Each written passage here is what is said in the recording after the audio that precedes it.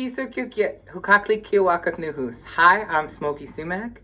I'd like to welcome all of you, our settler friends, my Indigenous relations, our Black relations, our Black and Indigenous relations, all our mixed relations, all the kids that are watching out there, all the family members, all the dogs, everybody, all the res dogs. Hi to the res dogs in the backyard. Welcome to the Indigenous Voices Awards Gala for 2020. I know what you're thinking. This isn't much of a gala. You're in your living room, Smokey. Yes, I have to acknowledge I am. I am in my living room because, as we know, there's a global pandemic, and the Indigenous Voices Awards are saddened that we don't get to gather in the way that we used to, but we're also very excited to bring you a virtual gala, a virtual awards show. So I know last year we got to spend time together in Musqueam at UBC at the beautiful First Nations Longhouse. The year before we were in Regina, and this year I'm coming to you from Amakis Tunaka. So for those of you who don't know, I moved home. Hunene Tunaka. I am Tunaka, and I am from this nation. Sometimes it's anglicized as Kootenai, and I live in a town that most people call Kimberley, British Columbia. And I considered filming outside because it's really beautiful and the mountains are incredible. But there's a guy mowing his lawn, and yesterday there was a bear and her cubs, and I just thought it's probably safest for me to do it here. But I'm bringing you some of the mountains from a local Kimberley artist. So I hope I will say I think we're excited about this virtual gala because what it means is people who couldn't join us in person get to see it. So wherever you are, whether you're reading from bed and waiting for your coffee, or whether you're scrolling in a parking lot, hopefully with a mask on and socially distancing, we hope that you're safe. We hope that you're healthy, and we're grateful that you're here. So for those of you who aren't aware of what we do, who we are, and what we do, the Indigenous Voices Awards was established in 2017 to support Indigenous writers, emerging Indigenous writers. And for me, the coolest thing, and it's probably because I got a little fight in me, but the coolest thing about this award is that it's really fighting back against cultural appropriation and against the folks who think that they can tell our stories better than we can. And so this award says that we are the best people to tell our stories, and it celebrates that, it honors that, and it lifts these voices up. Personally, I won the award. I actually won 2 of these awards. One in unpublished poetry in English, and then my book actually came out in 2018, and I was honored to win again. And last year at the gala, I was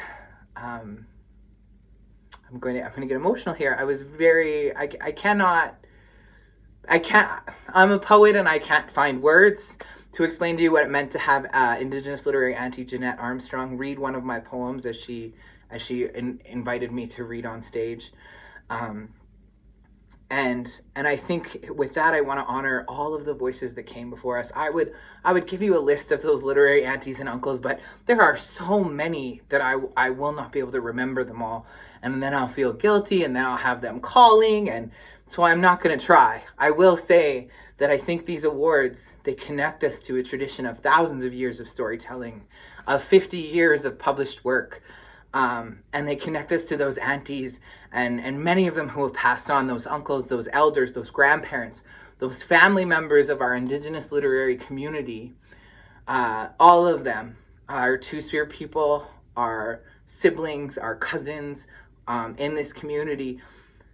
What you're going to see today is emerging Indigenous writers. You're going to get to see the short list. Everyone is going to read, because while there is a winner, while we have to pick and somebody gets the award, really in our community it's about this whole thing is about these voices and lifting them up. So they are connected to their ancestors, to all of this history that we have of writing and making space for each other. And they're also connected to an Indigenous literary future, which we cannot even keep up with. There is Indigenous literature in every single genre, and you will see different categories today that will show you that. And I am going to be your host. I'll be jumping in and out, and I almost forgot because I'm filming this in advance. But for you, happy Indigenous Peoples Day. I think this is a super exciting way to spend it and to celebrate. And I hope that if you're a settler ally out there, you buy one of these books right away, and you keep an eye on these writers that are unpublished, because they'll have books to buy soon. You can also still donate to our awards. So if you're sitting on a pile of cash, I highly encourage you to click those links. And if you're somebody who maybe can't afford, or maybe has a family mouths to feed, then, support it at your local library. You can actually support our literature in that way. And that helps us, because our books continue to get ordered. It continues to show that there's a thirst for Indigenous literature. And so we're just grateful to all our supporters. I hope you have an amazing time today listening to these writers. And Husukil Kukni, my heart is happy. I'm excited to share with you, and excited to be here with you. So here we go.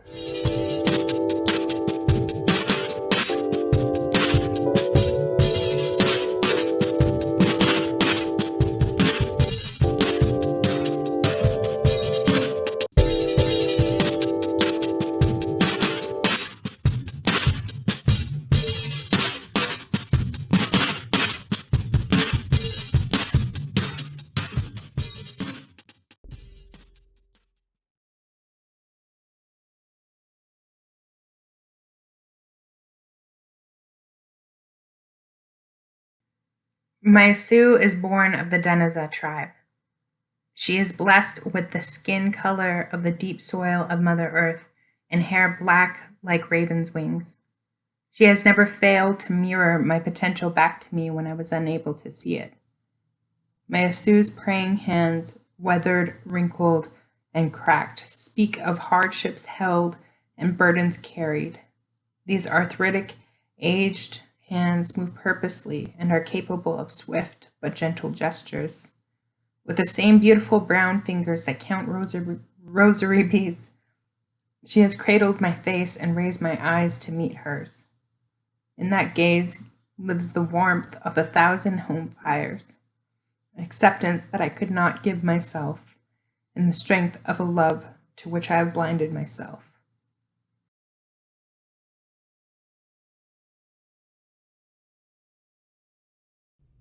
A city that sits on the North Saskatchewan with histories of fort makers and Papa's Chase garden thieves, and land stolen so that people today can sit in their $1,000,000 homes while they look out their windows and say to themselves, "Isn't this pretty?" There are some parts of the city that they prefer to look away from. They look away from the migrating swarms of worn-out-looking folks east of city center, the black bags and shopping carts that swim upstream toward the bottle depot each day by the 6 o'clock closing. They look away at night when they walk beneath the white breast in the sky, and they look away while teens wander alleys selling mom's medicine cabinet. Look away while a crying teenager runs out of an apartment building with only a towel wrapped around her. Look away when a guy dressed in all black walks toward the bridge. Look away when the teenagers sneak out into the night with their black jean jackets and glowing green hair.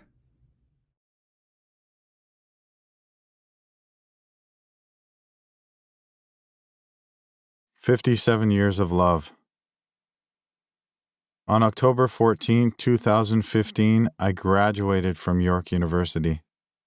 As I stood waiting to collect my degree, I smiled at Lucy and her mother, who were sitting in the audience, then patted my left breast pocket, which held my grandmother's picture. I swear the picture glowed over my heart as my name was called. I walked across the convocation stage, took the chancellor's hand, and accepted my degree. I'm sure my grandmother was there with me, cheering me on, proud that I had found my way and that I kept the promise I'd made to her. Grandma never did get to see me sober or out of trouble with the law, nor did she ever meet my wonderful wife, Lucy. Lucy now wears my grandmother's engagement ring, a surprise gift from Aunt Sherry after I told her over dinner one night at her house that I wanted to marry Lucy, but mentioned that I couldn't afford a ring on a student budget. "You can have the most precious ring of all," Aunt Sherry said to me. She got up, went past Uncle John, got her jewel case, and pulled out a dusty box. The two of them were just beaming. It's your grandmother's wedding ring. 57 years of love on there. She'd want Lucy to have it, I'm sure. I like to think Aunt Sherry was right, and that Grandma sent Lucy to take care of me. She's the only woman strong enough to watch over Grandma's wayward, rebellious grandson.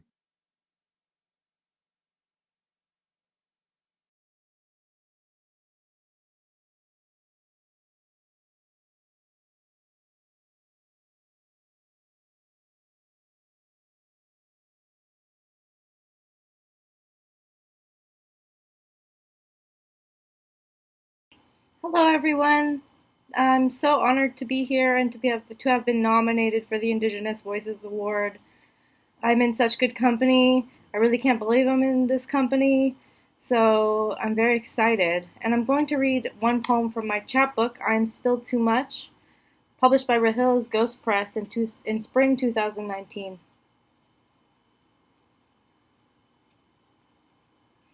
This poem is called 1999.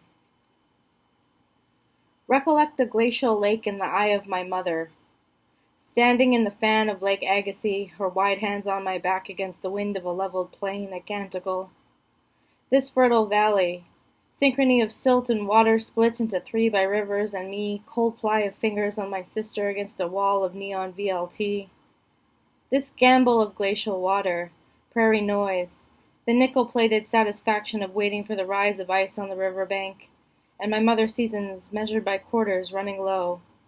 Who knows her habits? Who knows where she'll be tomorrow? My face reflected in hers, so alike in water, porous, plump, identical. Again, thank you so much for listening, and thank you so much for nominating me. Yeah, thank you.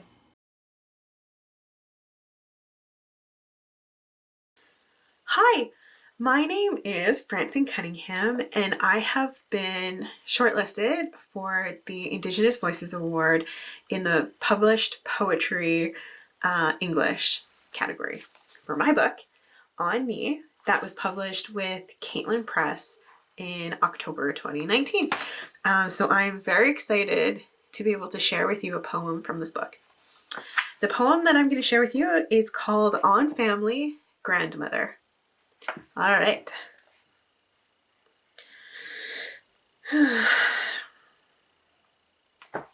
Taken. Can her story really be told without that word?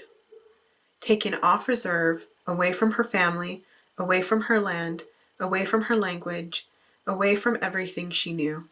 Taken. Her hair, her innocence, herself. Taken. To a new life, in a city that settled her in a settler city, in a new home with new family members. Taken to an Indian sanatorium one winter night, met an Indian man who took her into his heart and who she took into hers. Taken. With 9 children, grandchildren, great-grandchildren, great-great-grandchildren. Taken into history. But it started off by being taken. Thank you for listening, and I very much look forward to seeing everybody at the virtual celebration for the Indigenous Voices Award. This award means so much to me. I think it is one of the coolest awards in Canada, and I am so thankful to be on this list with all these incredible authors who I admire so much. And I'm just very, very excited. And so, yeah, I just want to say thank you again to all the jurors and to all the writers, the Indigenous writers in Canada who've sort of paved the way for us younger emerging writers and have made it just so much easier and so much more accessible and so much more exciting to be an Indigenous writer in Canada today. And thank you to you, all of you readers, and everyone who supports our work. Yeah, it's pretty amazing. So you can find me online at francinecunningham.ca, on Instagram at Francine Cunningham, and Twitter at Francine Barbara. So yeah, thank you.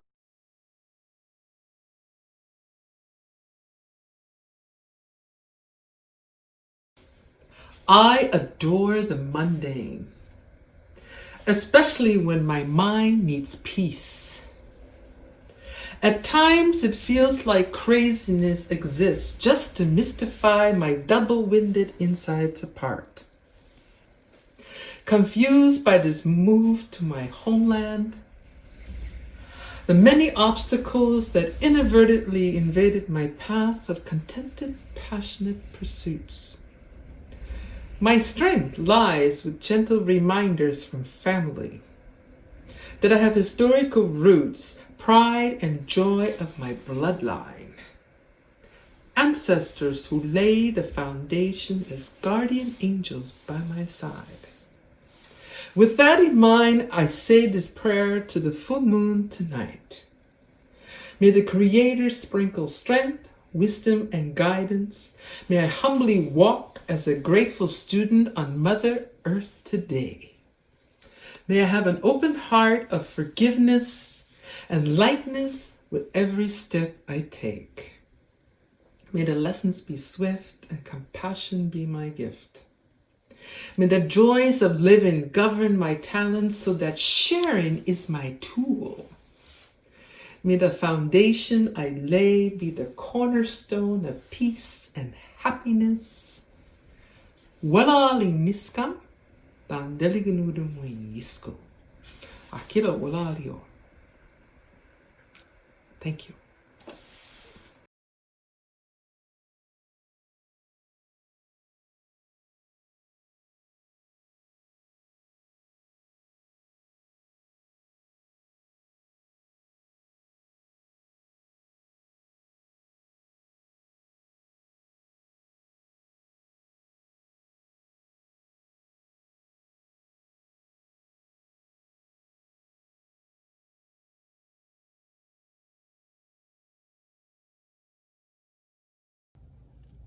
Happy Land.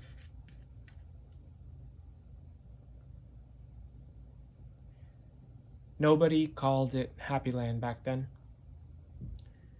We didn't know Happy Land existed. But that 2-street highway community of ours is most certainly there if you zoom out far enough in Google Maps.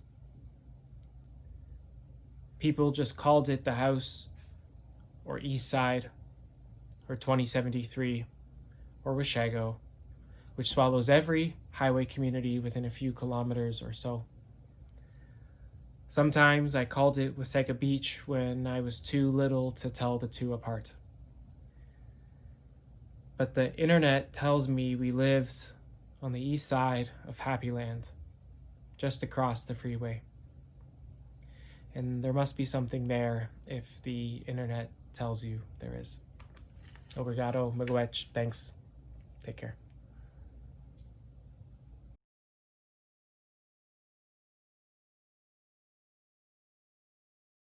I only have 2 treatments left, I say into the night.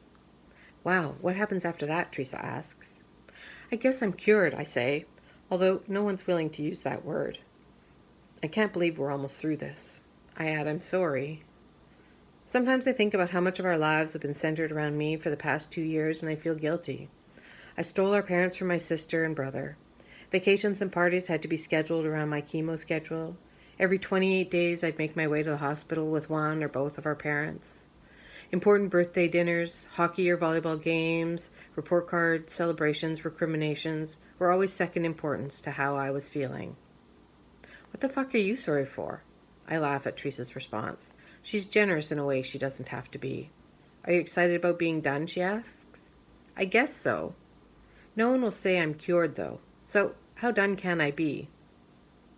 Everyone expects me to be happy, to be finishing chemo. Chemo sucks, yeah, but it's better than dying. Hating treatment is easy for people to understand. Being afraid is trickier to explain. Yes, the drugs are killing me, but they're killing the cancer faster.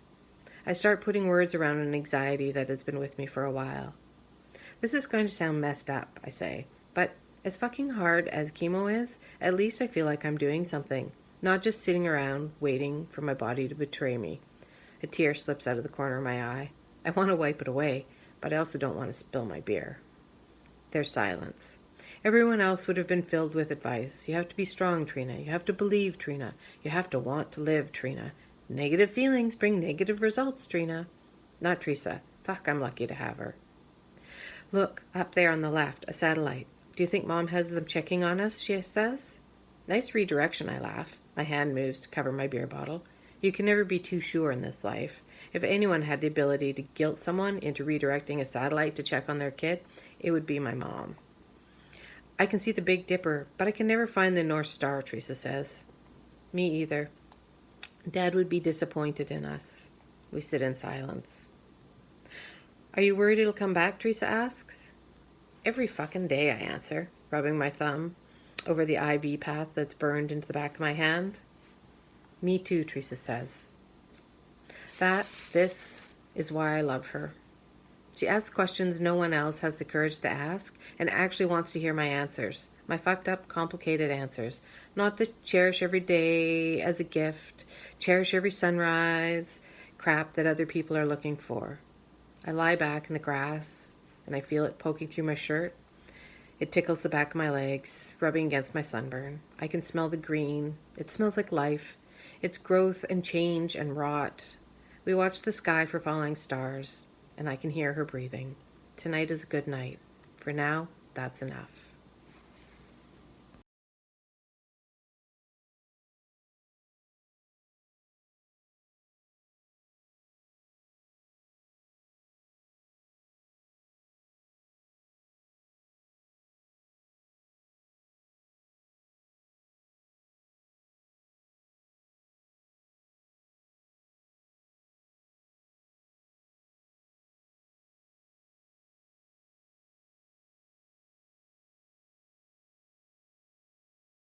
Willow Quartet, an air in the moment.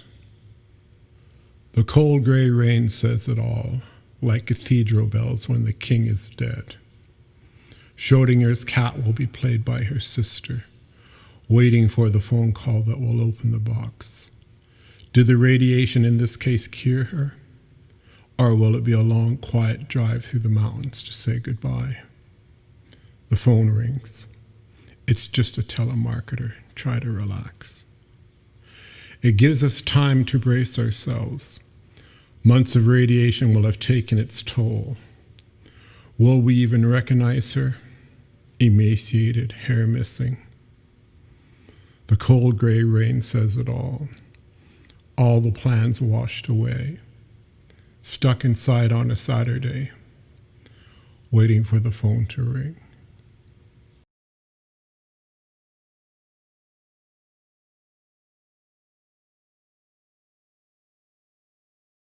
Hi, my name is Corey Daniels, and I'm going to read my poem called A Memory of Mary. Mary carried me for 9 months, and in the document I have from Alberta Social Services, Mary was described as a dark-haired, dark-skinned Métis woman who was well-groomed at the time of my birth. Mary enjoyed crossword puzzles and reading. Mary was 5'7" and weighed 165 pounds at the time of my birth. Mary had many siblings and a child before me, but that child was being raised by someone else. No more information was provided. Mary was 24 years old. Mary worked as a waitress. Mary gave birth at the Holy Cross Hospital. Mary was not allowed to hold me or see me at the time of my birth. Mary eventually married Fred, and she lived her life. Mary eventually told me on the phone in 1998 that she had thought of me every single day. I spoke to Mary on the phone a few times, but then we lost touch because I was afraid, and so was Mary. Mary passed away in 2003. I found out about her death 9 months later. Thank you.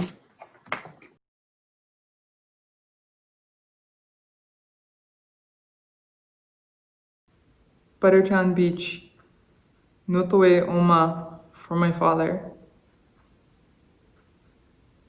As we sat on two splits of wood we called bench seat, the wet of the earth was not as prevalent as that of your brow, for time worked then was less than time worked now. In your workings, as you worked all day, you worked your way down closer my way. You bore me through the image of a sun-worked hand. Often the only nectar in the fields of sugar beets lie in your hands. It was in the yard, head rested upon the family dog, the one named for his coloring, as you watched through the window that I imagined being your height. And again, in your workings, you worked your way down closer, closer to mine. As I counted the lines near the water in the sun-bleached clay, the farthest being softened by the damp and the nearest having been washed away, on the two splits of wood we called bench seat, you felt as soft as fen as the sands on Buttertown Beach.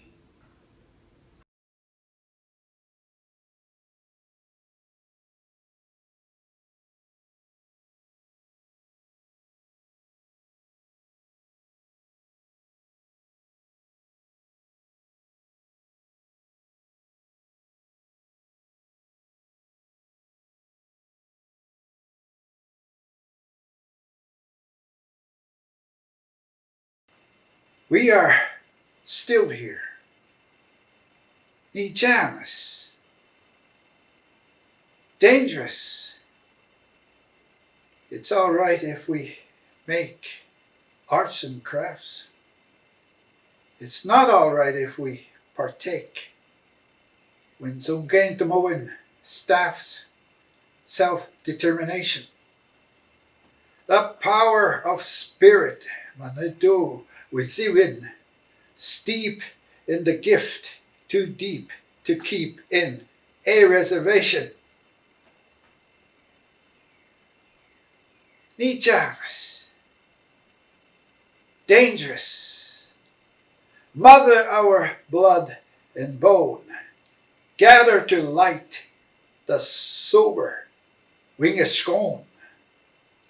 Sweet grass, bright with transformation, reconciliation, then we'll see the first glint of Bonain to Mowin, fire and flint. Life is sincere in the Ojibwe camp, and oh, we are still here. Awase, a Grizio.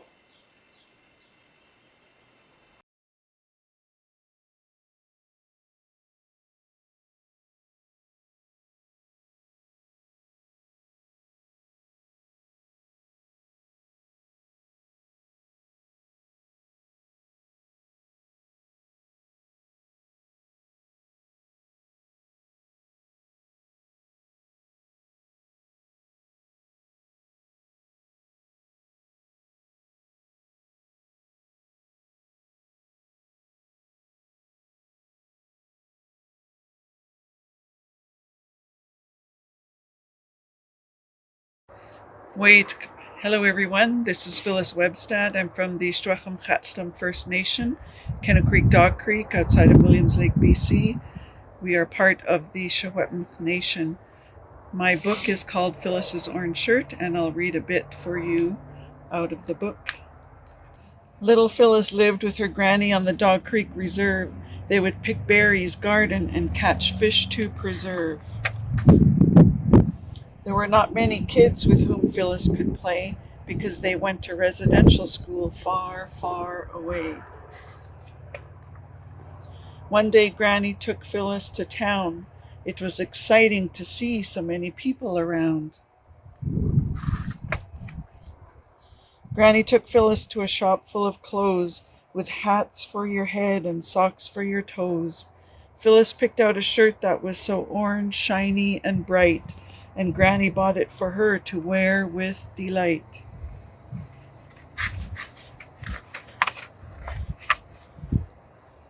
On the first day of residential school, Phyllis just couldn't wait. She wore her orange shirt so that she would look great. But when she arrived, her mood started to change. The place was so cold, unfriendly, and strange. Her bright orange shirt was taken away, and and she worried about how long she would stay.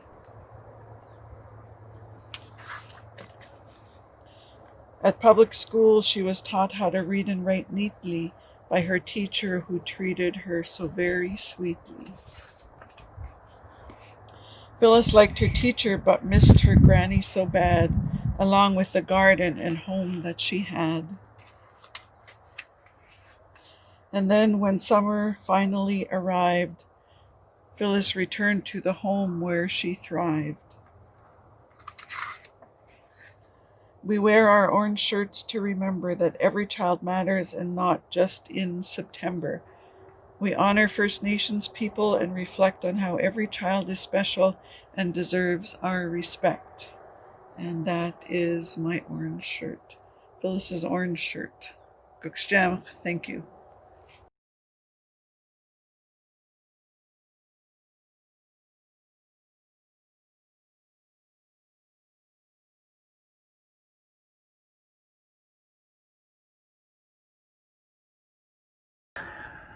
Hello again, and thank you and congratulations to all of the English category winners and our shortlist. I've been in this field for a long time, and there was a time where we knew all the Indigenous literature that was coming out. We were aware of what was coming out. And now, in the last 5, maybe even 10 years, it's impossible for us to keep up. So the most exciting thing for me about these awards is that I get introduced to new work. And I hope that you go out and find these books and these works and keep an eye out for these works, because it's an exciting time for Indigenous literatures. So up next, we have something really special for you. Did you know that the IVAs are the only award for French language Indigenous literatures in the world? So this is really exciting. And you're going to hear from a few French language readers, and you're also going to hear from a host that is much better at speaking French than I am. Grateful to my French teacher, Madame Ballard, I'm going to do my best at some pronunciations here. But forgive me, JD, if I get these wrong. But the first shortlisted reader that I have the pleasure and privilege of introducing tonight is JD Curtness, whose book Aquarium's L'Instant Même is up for this year's award.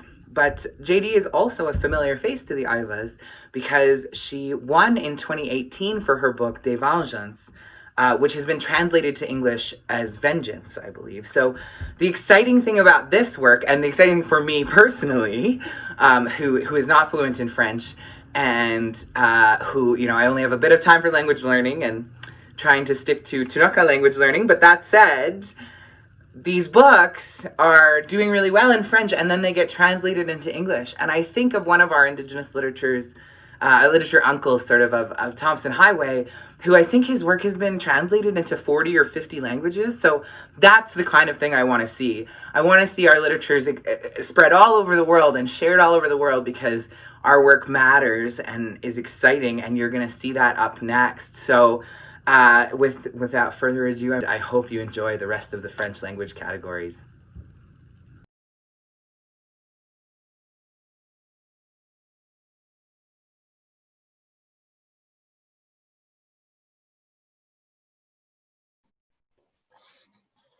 Une odeur qui remplit les pores, riche et délicieuse, l'odeur de la nourriture.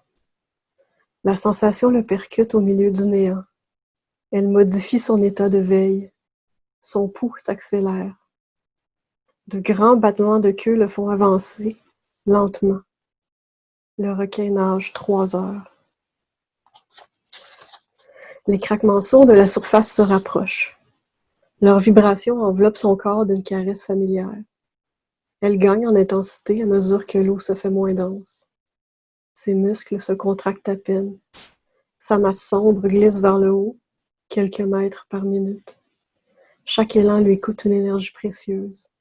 Les occasions de manger sont rares. Ombre parmi les ombres, il plane comme une raie entre les courants. L'eau est si froide qu'elle devrait être gelée. Le sel, les marées et la pression la gardent à l'état liquide. La banquise chante au-dessus de lui. Son tonnerre vibre dans la noirceur glaciale. Des secousses graves qui excitent tous les nerfs du squale. La vie existe aussi là-haut. Un monde d'une vitesse inouïe, suffocant de chaleur et de lumière.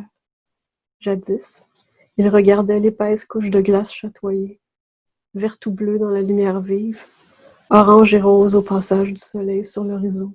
La nuit, des milliers de créatures brillaient, électriques et multicolores. Il perçoit encore le fourmillement de leur existence, mais il ne les voit plus.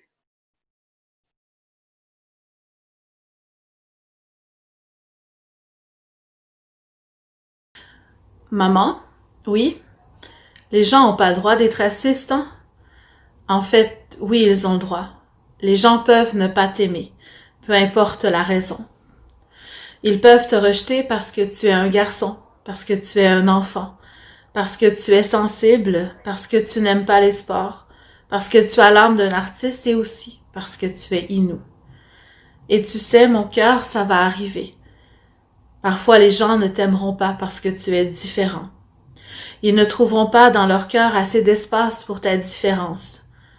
Ils riront peut-être de la forme de ton visage, de la couleur de ta peau, de tes cheveux raides, de notre histoire, de nos danses, de nos habits traditionnels, de notre langue. Parfois, ils seront plusieurs et toi, tu seras seul. Et ça te fera souffrir, évidemment. Ça fait souffrir de ne pas être aimé. Mais sache une chose, mon cœur, c'est le seul pouvoir qu'ils auront sur toi. Il n'y a rien qu'ils pourront faire pour t'empêcher d'atteindre les buts que tu te donnes. Les études que tu auras choisies, le travail pour lequel tu postuleras, la femme que tu aimeras, les causes dans lesquelles tu t'engageras, les enfants que tu élèveras, les pays que tu visiteras. Aucune haine ne pourra te prendre un millième de ton avenir. Puis un jour, tu verras, ça viendra. Tu constateras que tout ce que tu fais d'exceptionnel vient de ta différence, parce que tu auras choisi de t'aimer tel que tu es.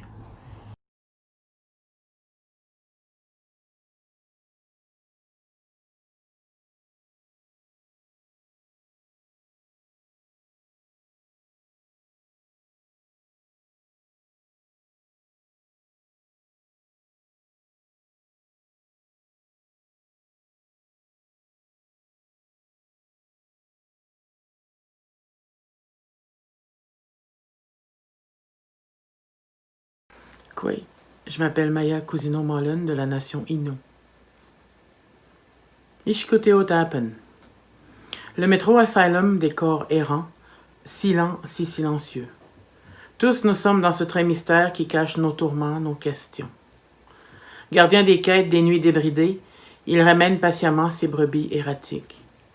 Au roulement doux du berger de métal, il endort les confidences reçues.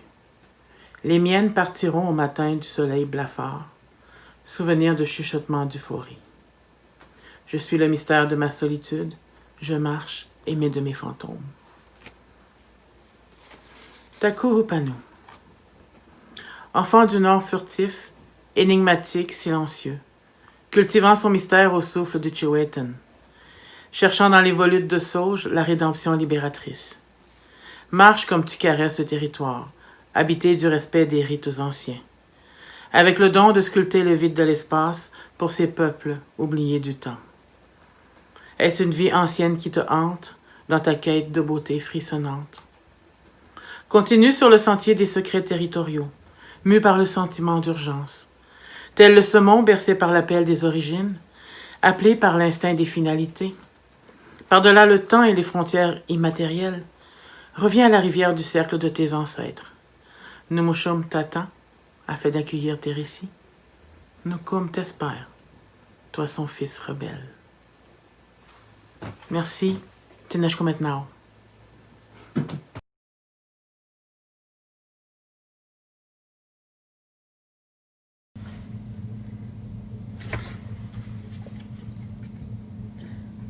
L'amour, c'est une forêt vierge puis une coupe à blanc, dans la même phrase. T'es la tale d'épinettes noires qui brûle mon cœur full de super. C'est juste impossible que tu viennes plus t'abreuver à mon esprit ancestral de crème soda. Des fois, je ferme les yeux puis je fais comme si j'étais là. Tu mets du choke, tu tires sa crinque. Ça décolle dans un nuage noir. Il est tombé pas mal de neige. Faudrait pas rester en rack, j'ai même pas de soute. Tout ce qui m'entoure ressemble à la phrase « être à la bonne place ». Tu contournes les arbres dans la nuit, tu vires sur un dixaine. Les branches dans le front, les flocons dans les yeux, c'est sûr que c'est pas avec toi que je vais rester pris. Je me dis que ça ferait un beau titre de quelque chose. Il danse avec les skidoo.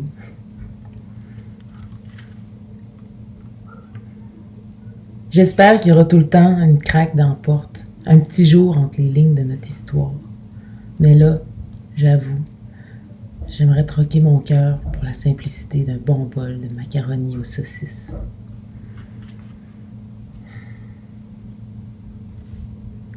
Je laisse le territoire m'éparpiller, comme les oiseaux migrateurs savent pas se perdre. Je touche du bois, je ferme ma bouche, mais je continuerai quand même à le dire dans les silences de la portée. Si vous me cherchez, je suis chez nous, ou quelque part sur une tassinane. Toutes mes portes et mes fenêtres sont ouvertes. Je chauffe le dehors.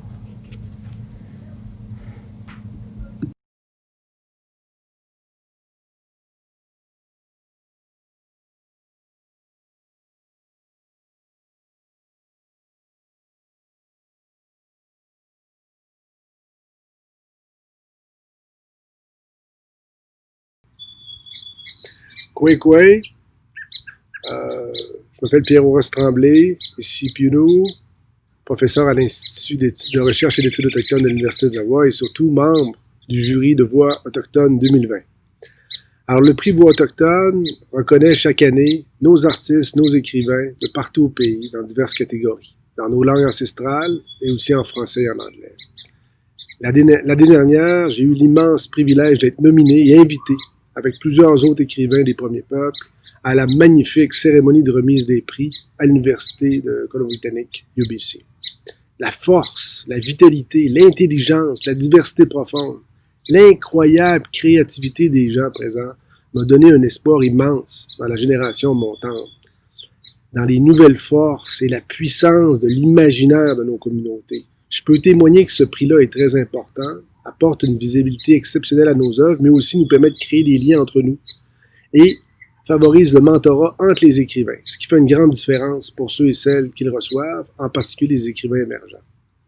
En plus, j'ai eu le bonheur de partager le prix avec de la meilleure œuvre poétique en français avec la grande poétesse Joséphine Bacon, une grande sœur, une mentor qui nous inspire et que je souhaite remercier du fond du cœur pour son appui aux écrivains émergents et de faire rayonner notre littérature bien au-delà des frontières et d'en faire une littérature respectée et prisée partout autour du monde. Cette année, dans la catégorie poésie, 2 œuvres se sont démarquées et remportent le prix ex aequo. D'abord, avec Bréviaire du matricule 082, Maya Cousino-Molla nous a livré un premier roman époustouflant, fébrile et bien ficelé qui transforme une colère dense en poésie engagée contre l'injustice et l'oppression et pour l'humanité. Bréviaire du matricule 082 révèle l'émergence d'une voix forte, courageuse, déterminée, empreinte d'une ingéniosité affirmée et assumée. L'auteur a su utiliser l'art poétique pour nous faire entrer dans un univers unique, sensible, tourné vers l'universalité, capable de nous faire sentir à la fois la cruauté du monde et sa douceur et l'amour des êtres aimés. Ensuite, avec Chauffer le dehors, Marie-André Gill nous a fait le cadeau d'un 3e ouvrage à l'esthétique polie et impeccable, qui révèle une écriture mature, accomplie, une vulnérabilité, une intimité déconcertante. La poétesse nous invite, avec douceur, une sincérité généreuse et humilité, à faire avec elle le dur portage en partance de la peine, du vide intérieur et du douloureux manque de l'être aimé vers un nouveau rapport à soi, marqué par une relation renouvelée avec la terre ancestrale et honorant sa capacité à nous consoler et à nous guérir. Bravo aux gagnants. Dans la catégorie prose, c'est le magnifique roman Chouni de l'auteur Naomi Fontaine qui remporte le prix cette année. Avec Chouni, l'écrivain Inou nous livre un 3e roman à l'écriture mûrie qui la confirme dans son statut de grande écrivaine Inou. Avec les paysages de Ouachat en arrière-plan et sur un ton franc et empreint de bienveillance, elle y approfondit avec brio le thème du dialogue et de la vérité comme antidote aux effets pervers du colonialisme sur nos relations et fait l'apologie de relations plus saines et plus denses, que ce soit entre nous et avec les non-autochtones, qu'entre les générations et avec nos propres enfants. Alors, sur un ton intime d'une lettre adressée à une correspondante, Naomi Fontaine fait donc le pari de l'échange, de la compréhension et de la générosité, en racontant avec force son univers intérieur, dans un souci d'affirmer une voix indépendante et réaliste. L'écriture de Fontaine, bien enracinée dans l'imaginaire innu, aspire à porter des fruits pour tous, à construire des ponts et à réparer des relations mutilées par le poids de l'histoire, du racisme et de l'oppression. Alors, félicitations à la gagnante. Félicitations à tous les gagnants et merci aux organisateurs des prix autochtones 2020, de même qu'à l'Association des études littéraires autochtones, pour sa promotion des écrivains autochtones et de leurs œuvres. Bon été à tous et amen.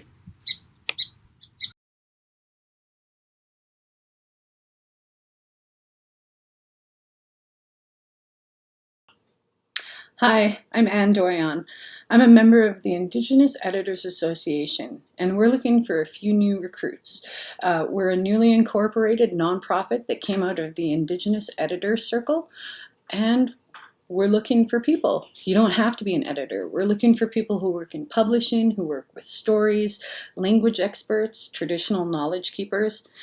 Some of the benefits of joining is you will receive job postings, you'll be invited to participate in our future programming and webinars.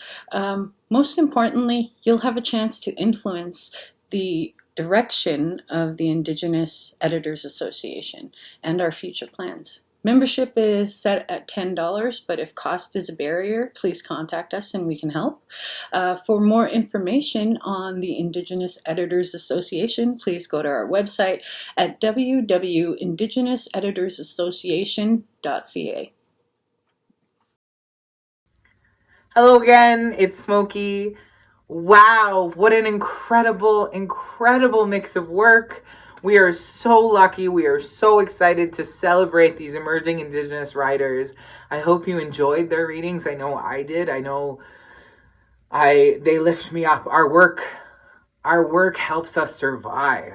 And I feel like we're just getting to witness these pieces of the constellations of relationships from the ancestor storytellers to the Indigenous aunties and uncles and all of the elders in between, all of our young, old people, and all of those yet to come. And I think that's truly who this award and who all these readers, who all this work helps, right?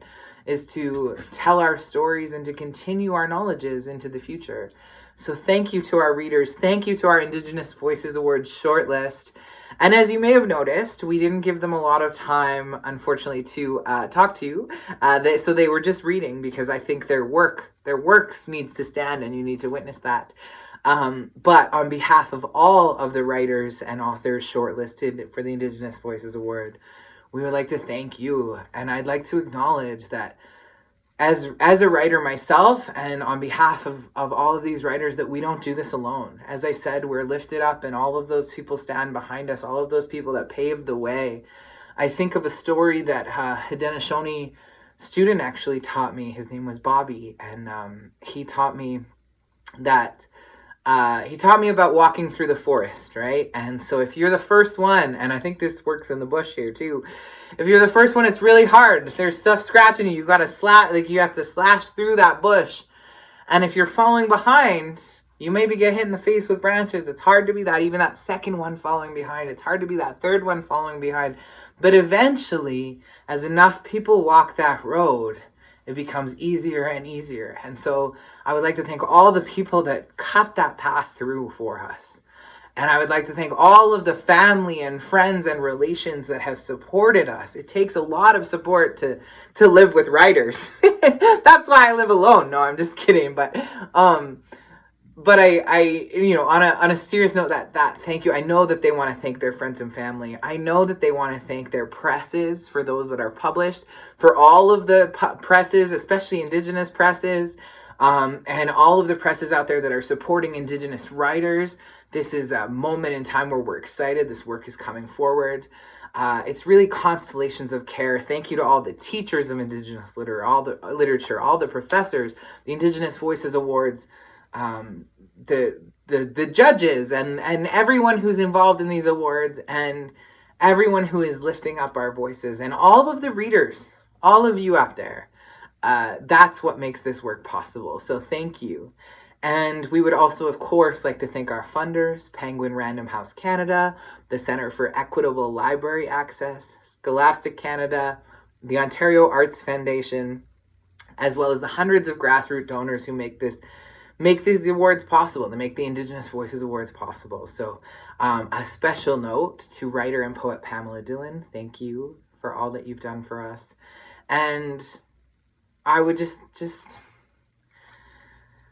I think I'd like to leave it by saying, I think I've said most of what I want to say, but I want to tell you, when we first start learning our languages, I think one of the first things we ask is for the word thank you. Because in our world, we thank everybody, right? It's thank you at Tim Hortons, thank you at the grocery store, thank you at the gas station, thank you for, doing the dishes or whatever you're doing. And so I wanted to use that, and I started asking around, how do we say that? And in Tunaka, we have words, we have a couple different words. So we have a word, a phrase, I guess, Hanaka Nakanini. It means I nod my head to you. It actually comes from the Hail Mary. That's where that translation comes from. And so it actually is sort of has a connotation of that humility, honoring that humility. And that's one way to say thank you. There's another way to say thank you that I've learned, and that's a phrase we say, Husukel kukni. And when I first started asking about that phrase, it means I'm happy, which is good. I am happy. That's a miracle sometimes, right? So we're happy. But later I got one of my favorite, my favorite translations is because I'm a poet, because we're talking about, we've heard some amazing poets, but the translation, my heart is happy. And I really liked that one. And then I was corrected, I guess not corrected, I was taught, I was gently shared with, and Nasukin Alfred Joseph, who is one of my elders and who is one of our chiefs in our community, a Tunaka chief, he's from Akiskanook, and he said to me, he goes, people say thank you, it's not like thank you at the Tim Hortons, it's not like we don't throw it around, but he shared with me, he said, you have a day when everything's going hard. Everything's dark. It's all a struggle out there. Maybe your car got towed. Maybe you dropped a coffee cup and it spilled everywhere. Things are just not going right. Maybe you're in the midst of a divorce. Maybe you're stuck with your spouse in a pandemic and now thinking about divorce. Maybe you're, maybe it's worse than that. Maybe you're in grief. Maybe you're struggling. Maybe everything feels very, very heavy. He said, then something comes along and it lifts your heart up. So to all of you out there, to all of you listening, to all of the writers and readers, and especially to the supporters of these awards, Husukil Kukni, you've lifted my heart up in the midst of everything we're going through. And I thank you for that. The last thing we say, it's sort of like what you hear out there, all my relations. The last thing we say is we say, Tacha. That's it. That's all I have to say. So, Husukil Kukni, Tachaz. Thank you.